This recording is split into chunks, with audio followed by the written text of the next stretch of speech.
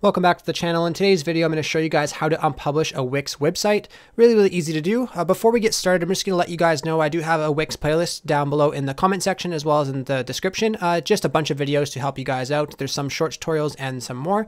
So if you're interested, go check that out for more help. But anyways, I'll show you guys how to unpublish your website in this video. So all you want to do once you're on the main part of Wix right here is you want to go up to the top left corner where it says My Sites. Click on My Sites. And that's going to show you all the websites that you have on here. So all you want to do is click on select and edit the site that you want to unpublish. And then it's going to load up your website.